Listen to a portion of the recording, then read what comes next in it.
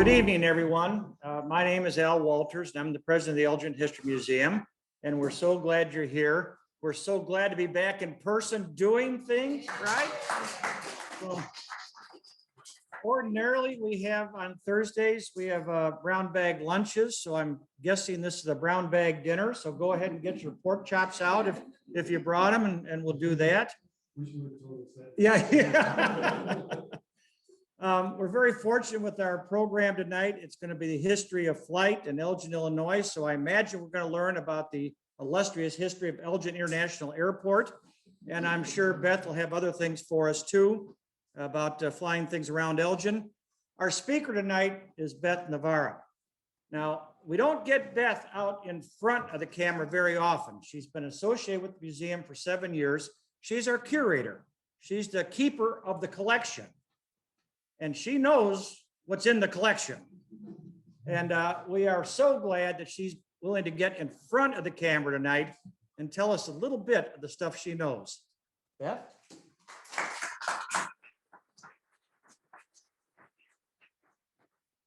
Thank you, Al. It is wonderful to be here tonight with everyone in person and on Zoom. I am going to be starting my talk with talking about people who have an association with Elgin and flying, and then I will be talking about mostly airports in Elgin. The first person that I want to talk about is, it was working, I know.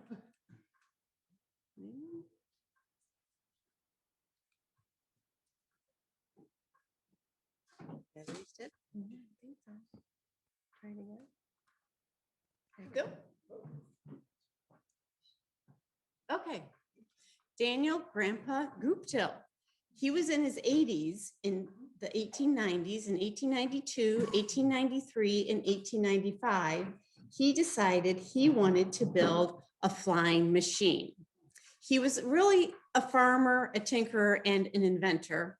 So this was kind of in his wheelhouse. He decided to use bed sheets in a bamboo framework, and the test pilot was usually a family member, but it could be a neighbor. And the wings were like oars on a boat, and they were supposed to rotate and rise into the air. They were not very successful flights. Usually they only went about 20 feet, but it was enough news to make it into the local newspapers. After he died, many decades after he died, the newspapers like to recount these flying stories of Daniel Gupta's. One was that he had a dream in which he saw people being killed by airplanes, and he decided to tear up his diagrams and blueprints and did not make any more flying machines. Another story much later after he died was that the plane actually took off from the barn at his farm. I'm not sure you could get a plane on top of a barn, but maybe you could. It was also reported that his plane started from the flatbed of a car. I'm not sure how many flatbed cars existed in the 1890s. So maybe you need to be a little suspicious of newspaper articles. The next person I'm going to talk about is Anson Clark. He was an Elginite that enlisted in World War I, and by 1918, he was second lieutenant, and he was part of the First Provisional Wing, which was a group of men who went on an 11-city tour to promote military aviation. They did aerial stunts, spins, loops, dives, turns that were common to combat. This was a precursor to the modern day air shows of the Navy's Blue Angels and the Air Force Thunderbirds.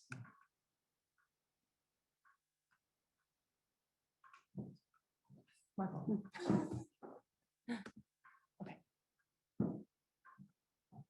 Norman Applegate was another Elginite who left Elgin and joined the Canadian Air Force during World War I. After the war, he bought a Canadian airplane and organized the Austin Aerial Transportation Company. He would visit Elgin to do advertising stunts and carry passengers on his plane. Perhaps one of the most well-known pilots of this time was Dick Peck. He was the son of a local department store owner. He was a motorcycle policeman. He took flying lessons in 1922, the same year that his wife and child died in childbirth. In 1925 and 1926, he was part of the Smithsonian Institute's Sterling Scientific Expedition to New Guinea, where they mapped and photographed areas of New Guinea. He went back to New Guinea in 1928 for a 200-day expedition. He flew over 10,000 miles in a Fairfield monoplane. While he was in Elgin, he owned 2 planes and was a flight instructor, and was quoted as saying, "I suppose someday they will pick me out of a crash." This is a photograph of the plane used for the Sterling New Guinea expedition. I'm guessing that the picture is actually taken in the United States. Kind of the way they're dressed and the trees and the grass looks more common to something of this area than in New Guinea.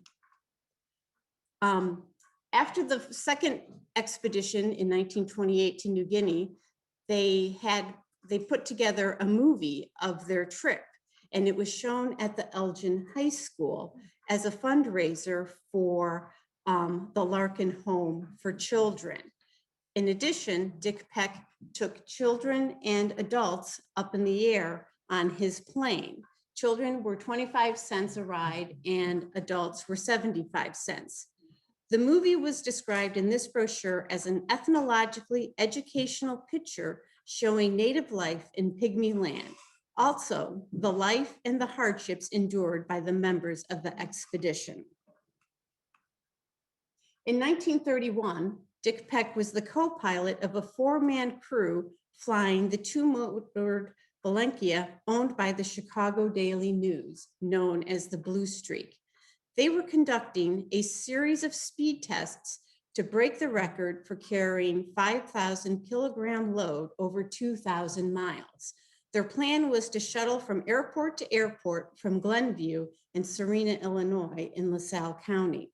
The Blue Streak was flying over Route 64 north of Wheaton, about a mile east of Geary Road, when the wing disintegrated. The plane spiraled through the sky and crashed. There were no survivors. This is the headlines on the Elgin Courier newspaper. And you can tell by the pictures that, yes, no one was going to be walking away from that plane crash. Lieutenant Colonel E. Vern Stewart did not grow up in Elgin. He grew up in Rockford, but in the 30s, he lived in Elgin. And in 1920, he joined the Army Air Service and attended the Parachute Riggers School. In October of 1922, he did his first jump. Between 1947 and 1940, he was a commercial rigger and parachute packer. He traveled throughout the United States as an exhibition jumper at national air races and flying meets, and that was also when he was living in Elgin. In 1941, he became the trainer for future paratroopers at Fort Benning. By 1944, he was the chief of the parachute unit of the Army Air Force's Material Command in Dayton, Ohio, and he had made 438 successful jumps. And he would say, if you're not wearing your parachute when you need it, you'll never need it again.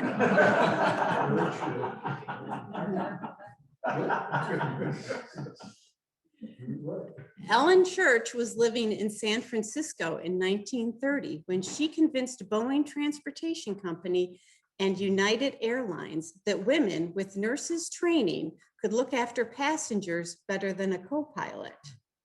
She only served 18 months as a stewardess, but she was grounded then due to a car accident, but then she wrote a manual for stewardess trainees. During World War II, she was part of the Army Nurse Corps and worked in an air evacuation group. She was the first woman to receive the Air Medal for Bravery. She received the Amelia Earhart Award for service to aviation, and she was the director of nurses and nurses training at Sherman Hospital from 1947 to 1951. The top picture is the original group of stewardesses in 1930. Ellen Church is standing with her back to the door, and they are wearing green wool twill uniforms, and the hat was nicknamed the shower cap, and it was the latest fashion. The lower photo is recreating the top photo in 1965, and again, Ellen Church is with her back to the door, and she died very shortly after this photo was taken, falling off of a horse. So now I have a question for you.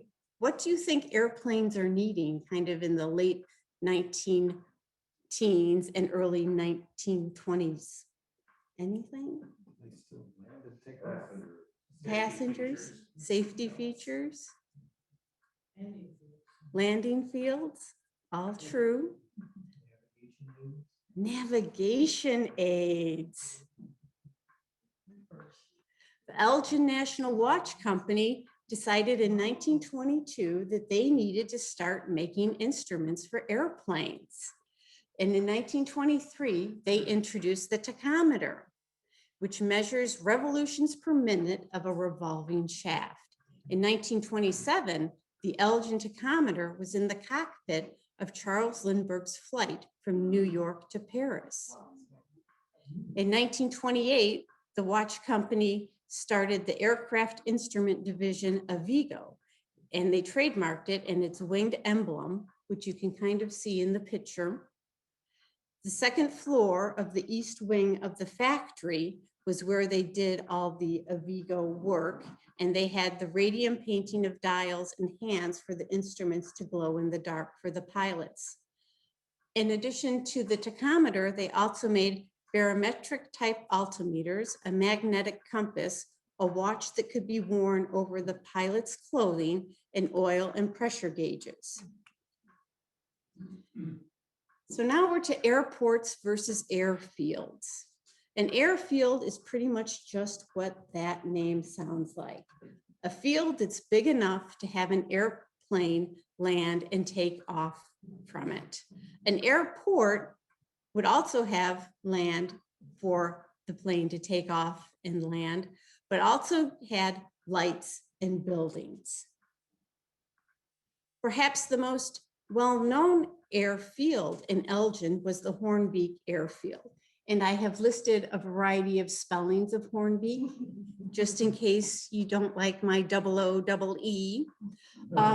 These pictures, in about the center of each picture, shows an airplane that is landing at the Hoornbeek Airfield. And what I like about these pictures are that you can see the barns for the farm. And this is Lieutenant Blair making his landing. The Hoornbeeks kept a scrapbook that they referred to as an airship log. It began in 1915 into the 1920s, and it was recording planes that were landing and taking off from the airport. This is the first entry, and it says August 1915. The first ship to land here was Deloyd Thompson's when he flew and stunted at the races. You might be able to see in the picture that it's a biplane and that there is a dog sitting on the wing. The dog's name is Sister, and Sister made it into many of the pictures of the airship log. Air Express delivery arrived in Elgin on August 1st, 1919 at the Hoornbeek Airfield. The pilot brought clothing by plane for the Mike Plott Company. This is a picture of the plane. What's unique about it is its checkerboard pattern on the wings, and then it's advertising Society brand clothes on the side of the airplane. And a person actually from Hampshire went to the Plott Company that day, and bought a suit that had been on that plane in the morning. By July of 1920, interest is increasing to have the Hoornbeek Airfield become an airport, but it takes about 6 years for that to happen. They have a runway that is what became the Town and Country Shopping Center. The north-south runway is where the Larkin High School is today. They added a beacon light, boundary lights, a hangar, and graded the land. This is a picture of the hangar at the Hoornbeek Airport. And that beacon light that I mentioned, it was paid for by B.S. Pearsall, who was involved in Elgin margarine manufacturing. That beacon light became part of a web of nationwide lights to provide a guide for pilots before electronic navigation. It was erected along Route 20 and became a familiar landmark until it was dismantled in 1952. Some people say that it was reassembled at what was then the Elgin Airport, but the person who was in charge of the Elgin Airport at that time said it did not come there. And this is a picture of B.S. Pearsall's plane. So since he had a plane, he had a vested interest in trying to improve the airport in Elgin. Passenger service came to Elgin in May of 1926.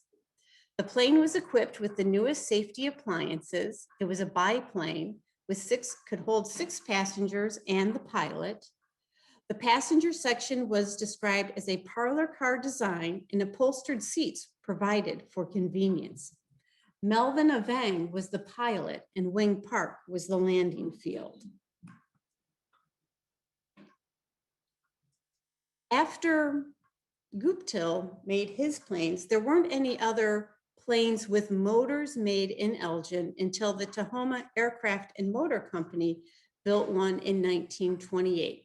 Robert Davison was the president and designer, and the factory was located in a former silver plate company on Melrose and Carr Streets in Elgin.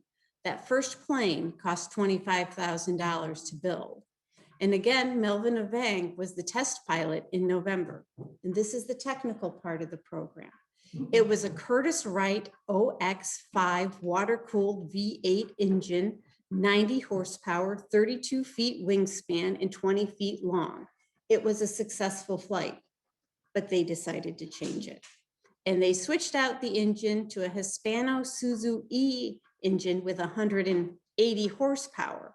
And Avang set out for Buffalo, New York to participate in an airplane exhibition in which they were hoping the Tahoma Aircraft Company would be able to take orders to build more airplanes. Well, the carburetor malfunctioned and he had to land in a potato field and the fuselage was towed to Buffalo. Even though the plane did not make it there in one piece, they did take 50 orders for planes that would seat 50 people, which sounds great, right? But they had a problem. There was no place in Elgin to land a plane that big. The Hoornbeek Airport was too small. The hangars couldn't fit planes that size. They had to cancel all of those orders. So by the end of 1928, you have 2 groups that really want a different airport in Elgin. Robert Davison of the Tahoma Company wanted a private ownership of the Hoornbeek Airport, and they wanted to build a 4,000-foot runway, improve the lighting, sewage system, and markers. But city officials, including Mayor Earl Kelly, supported a new law that was permitting cities to purchase landing fields. A lot of 1929 was spent by people looking for where to put a new airport. In July of 1929, the newspapers announced that Mayor Kelly's farm is being converted into an airport site. I see a lot of laughter, so I don't think I have to explain anything more about that. The Elgin Association of Commerce took out a 3-year lease with the city. It cost they raised $20,000 to finance the airport for 3 years. They built beacon lights, boundary lights, and a hangar was constructed, and about 173 acres were graded. And this airport was 2 miles north of downtown Elgin along Route 31 in what would become the tollway. I consider 1930 to be the glory year of aviation in Elgin. It didn't quite start out that way. The Hoornbeek Airport had a fire, a hangar and repair building burned, 2 planes were destroyed, but public interest was moving to the Kelly Farm Airport. And at the end of 1929 and beginning of 1930, the Elgin Association of Commerce announced that airmail would be coming to Elgin on March 8th, 1930. The route would be Chicago, Elgin, Rockford, Janesville, Madison, leave Chicago in the morning and arrive in Madison early in the evening. It would be operated by Northwest Airways. The first day, 7,000 letters were postmarked. On average, 4 pounds of mail left Elgin daily. Perhaps one reason that 7,000 letters left the first day is that the Elgin Association of Commerce produced a postcard that you see on the left side of the screen. The first guide describes a little bit about the airport, and then on the back, you can address it and send a message. This message says, "Dear son, try and keep this card as it is the first airmail to go out of and into Elgin." The envelope on the other side, I like because of all the stamps.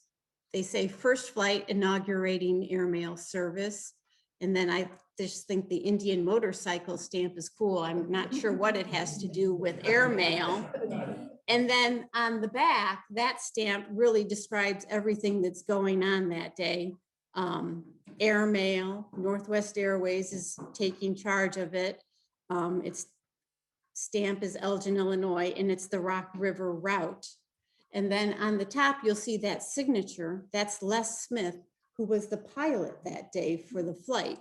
And he is in the Minnesota Aviation Hall of Fame. The official opening day for the Elgin Airport was June 10th, 1930. They had 77 planes that flew in, 30 from the US Army Corps, 6 by the Navy. Thousands of people watched aerial maneuverings, parachute leaps, passenger rides were available in oil company planes and B.S. Pearsall's plane.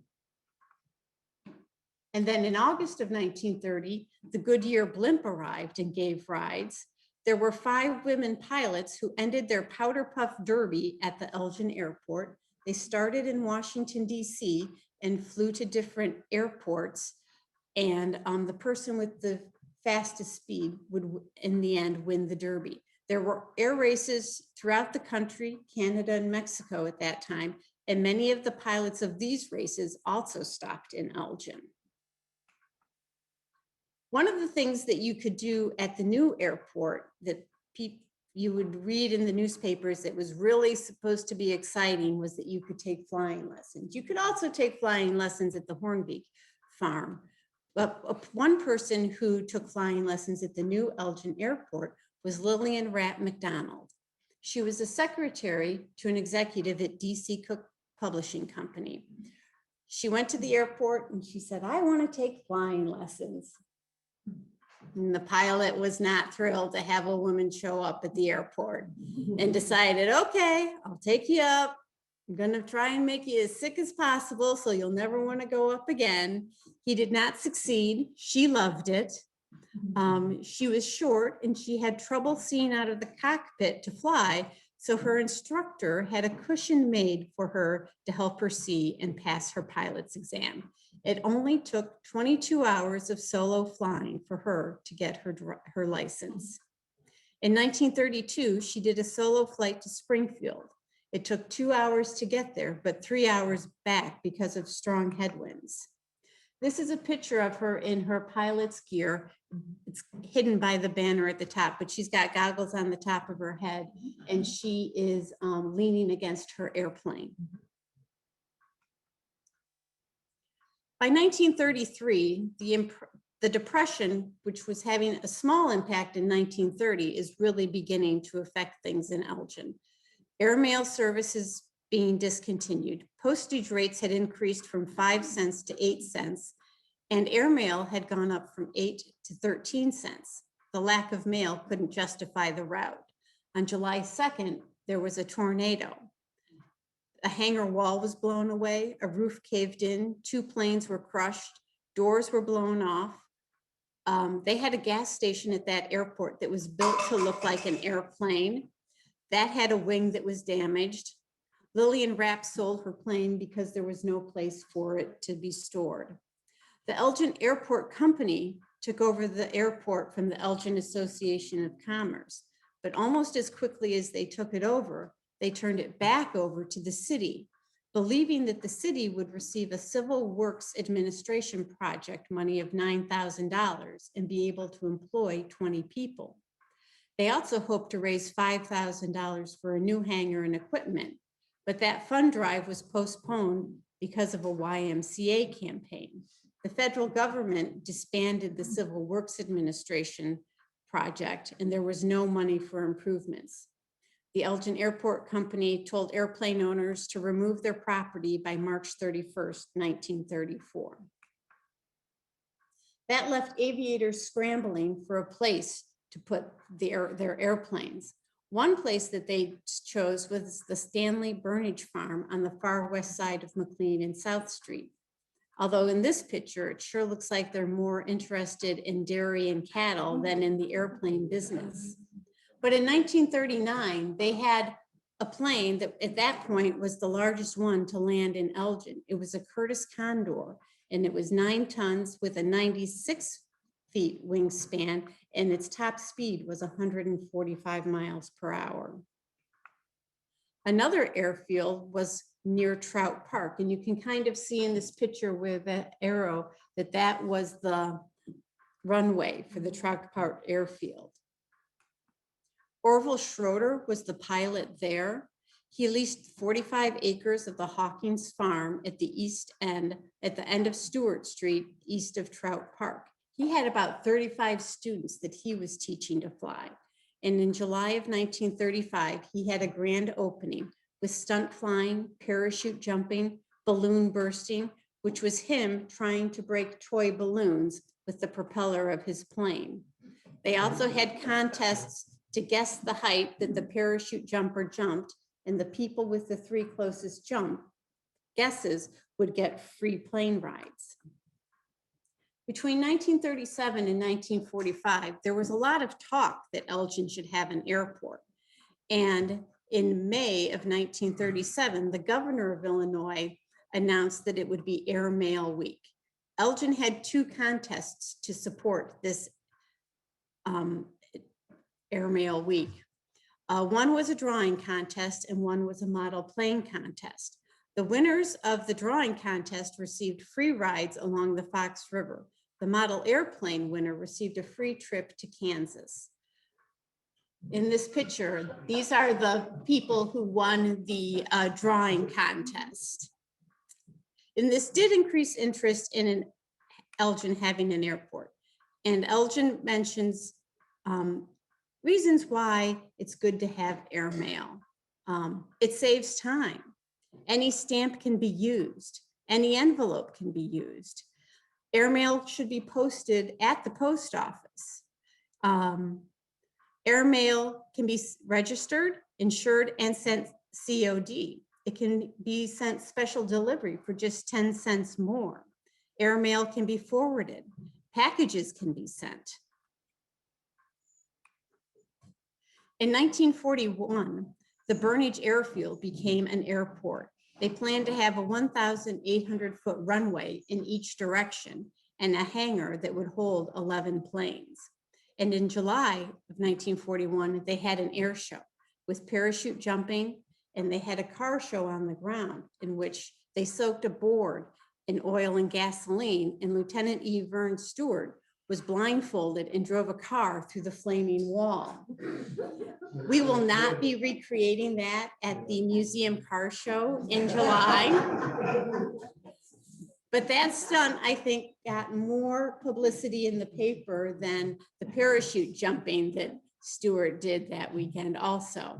And in July of 1941, airmail service finally returned to Elgin. I'm not going to talk about much with World War II, other than to say that in April of 1943, the United States Navy began using the Kelly Airport for training purposes. They made 3,000 to 3,500 foot runways for transportation planes and light planes for training. A court in Chicago gave possession of the Kelly Airport and the Andrew Miller Farm to the US Navy through June 30th of 1944. After the war, it was announced in November of 1945 that Elgin would get a new airport. The Elgin Airport Corporation was privately owned and financed and negotiated a 30-year lease at the Kelly Farm Airport. They raised $110,000 for improvements and to build an administrative building, a radio control tower, a restaurant, flight offices, and runways between 2,600 and 3,500 feet. It was rated Class 3, which meant any commercial airplane could land there. This ended up in a court battle. The North End residents were against the airport for the usual reasons: noise, vibrations, low-flying aircraft. Edmund Hager had bought property nearby, and he wanted to use that to subdivide for homes. Many people believed that Elgin's natural area of population growth would be to the north, and the airport would stifle the growth. The people lost the court battle. Helicopters airmail service began in 1946. And on the left is a stamp announcing the airmail service. And then on the right is a picture of the helicopter. The Elgin Airport was quite successful in the 1960s. They had 24 individual hangars, 50 airplanes were consistently stored there, 40 people were employed by the airport, and the B&M Aircraft Corporation operated all maintenance and facilities on a lease basis. And on the right on the screen, that is a receipt to replace all ignition and harness on the left engine. And it's dated June 30th, 1960 of the B&M Aircraft Company. This is a picture of the airport as the tollway is getting built, and you can see Elgin in the background. In the 1970s, the airport is still quite successful. They're doing a lot of instructional and private use. They're making 1 to 5 trips daily to northern Wisconsin and International Falls, Minnesota along the Canadian border for fly fishing and hunting season. 100 to 200 flights daily are taking off and landing. Most were business trips. The flight school employed 10 instructors full-time. 175 students were taking lessons regularly.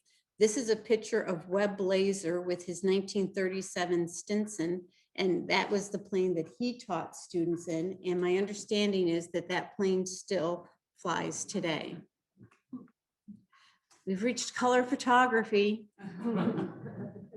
There's the airport. The tollway is done.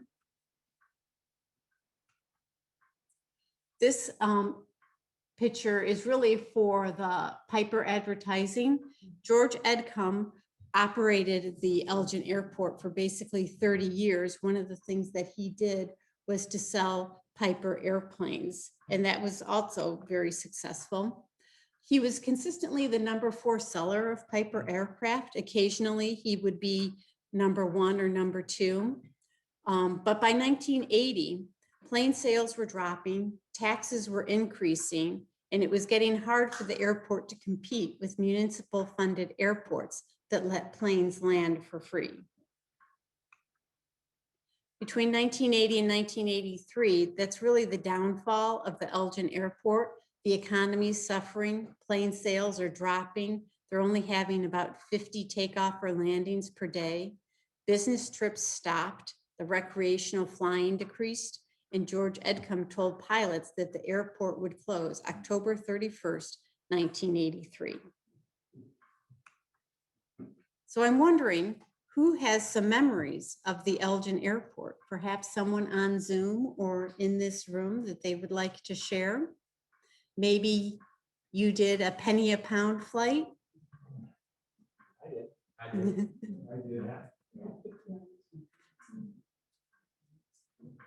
Any other memories? So what was the penny pound flight? You got on a scale and they weighed you and they cost you whatever you weigh to go on a flight. Charles? I sort of closed the Elgin Airport. And I was the designer of the shopping center and the industrial park that replaced it. And Service merchandise. a man bought the land from the Millers. And I'm also a relative of Earl Kelly. And a relative of Stanley I Burnett. was going to say, aren't you a relative of Stanley Burnett? Who's talking? When he proposed to my mother, said she had to give up smoking, drinking, and going up with stunt airplane pilots. She gave up smoking and going up with stunt airplane pilots. I also crashed in the mid-60s, coming into O'Hare Field. And that was, we were flying from Boyd,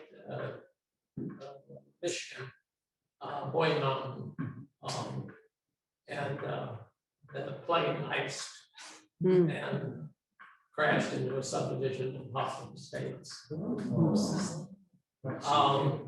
I also have a serving platter from Ellen Church. Oh, That when she was a stewardess, they would serve on a platter that was copper with a handle on it, sort of like a frying pan, but not a frying pan. And it has United Airlines on it. very cool. So those are my memories of Elgin. For the people on Zoom, that was Charles Burnage speaking. He's can I describe you as an Elgin architect, former Elgin architect? Any other memories? Yes? If anybody else remembers, you had a photo there of the Goodyear blimp coming to the airport in the 30s. It was back again, I want to say in either the late 70s or very early 80s. It was parked there. There was some kind of an event going on in Chicago that was there to cover, and they had it parked at the Elgin Airport during that time.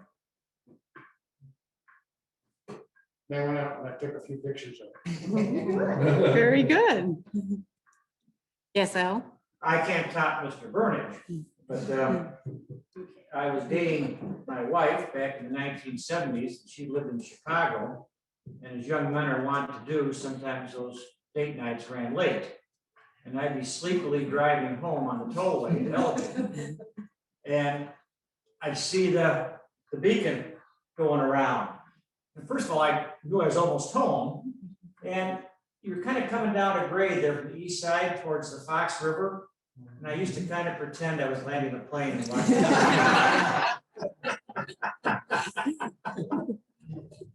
So was the dump right next to the airport? Pretty close. Yeah. They existed simultaneously, right? The dump and the airport. Where was it? Right. It was just to the east of the To airport, the east, before you get the river. just before the river. I went out on weekends with my dad to dump stuff. Well, that's where all Elgin's trash went to. And it's been for sale ever since. That's gotta be an ecological nightmare. Glow at night.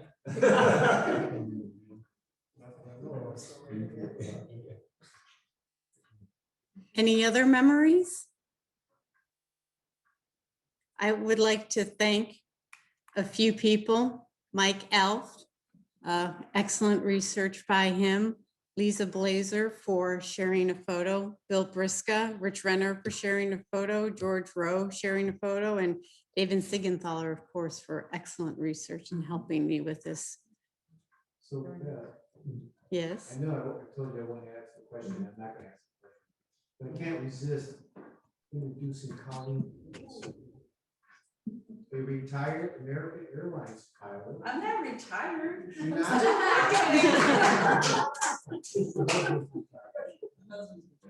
Whose career is peak, she's flying the Dreamliners. That's the top of the line.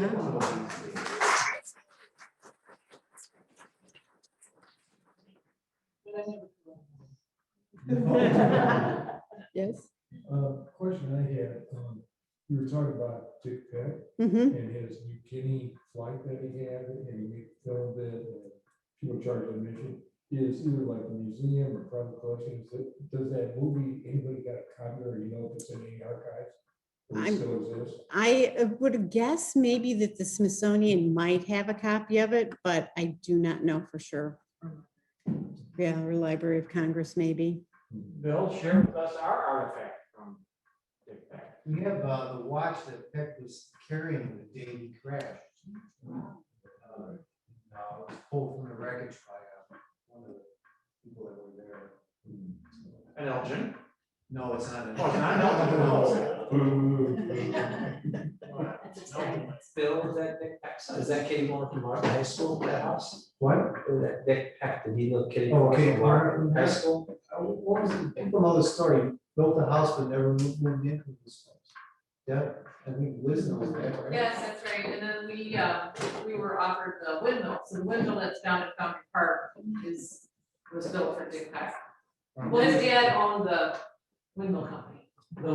The lighthouse, Kitty Corner from Larkin Yeah, High School. Yeah. Was Earl Kelly's house. after, yes, Um, in the 1920s. and he moved the city limits to include To his make- house.